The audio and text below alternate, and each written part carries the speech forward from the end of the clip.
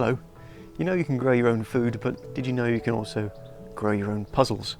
This is Gypsophilia, baby's breath, and it's been grown from seed in this bed and has become a bit of a tangled mass.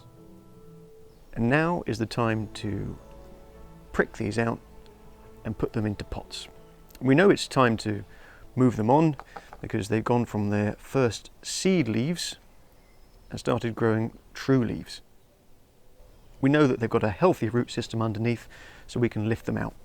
Unfortunately, they have a bit of a sprawling habit, so we're having to prick them out very delicately. They really are a bit of a tangled mess, so I'll be here a while. But growing from seed is a very cheap and effective way of covering an entire garden. These plants will grow up to about 1.2 meters tall, and they have a lovely white flower. Now the plan is to put these in the middle of that bed there where they'll get full sun and drainage, and the hope is they'll look like a nice frothy cloud in the middle of the garden. Now, one of the things you must never do when pricking out is to hold the stem, because if you damage the stem, the plant dies. So once I've identified my plants, I'm holding it by the leaf, just freeing up the roots. Here is our plant. Put that to one side. Just need to fill this with compost.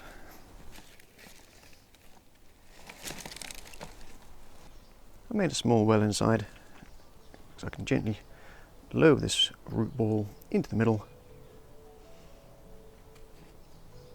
and I'll top it up with a little more compost.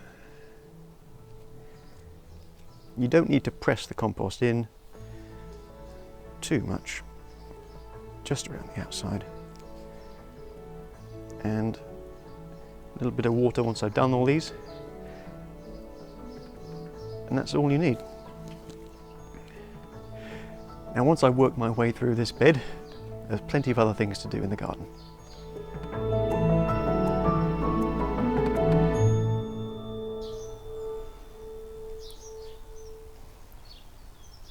In the last week we've seen these perennials shoot up like rockets. This is one of my absolute favourites, the Foxglove. We can already see the flower head, and within a couple of weeks this will shoot up and produce these wonderful purpley white flowers.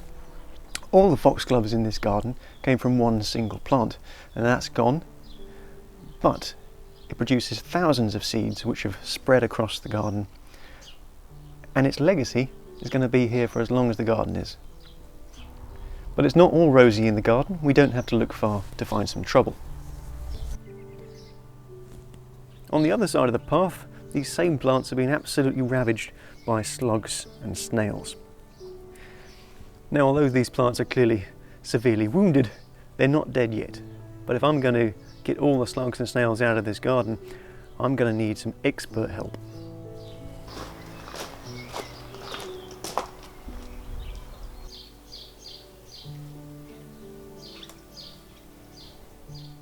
Hedgehogs are one of the best predators that you can have in your garden because they love eating slugs and snails. But you have to make your garden accessible to them.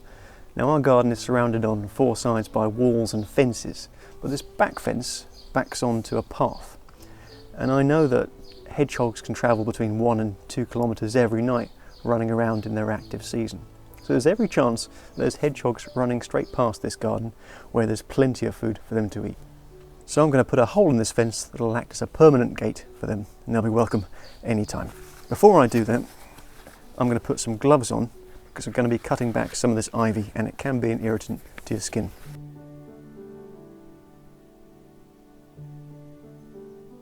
Now the best size for a hedgehog hole is 5 inches by 5 inches square. That's big enough for them. Any smaller they won't fit. Any bigger and you're going to be attracting things like cats in through the hole, and we don't want that. So I'm just going to mark this out with some chalk and then cut it using the help of a drill and then my saw.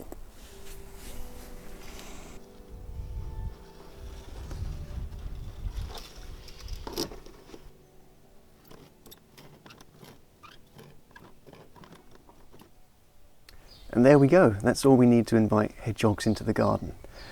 Now I could build a hedgehog home, and maybe I will one day, but first let's not get ahead of ourselves. I want to know whether hedgehogs are going to come into the garden. So I've made this rudimentary sand trap.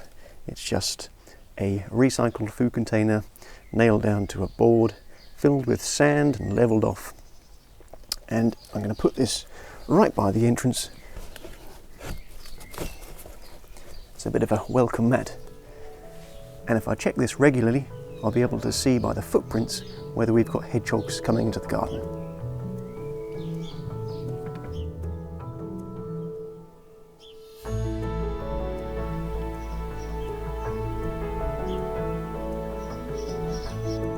And thank you, that's all for this week.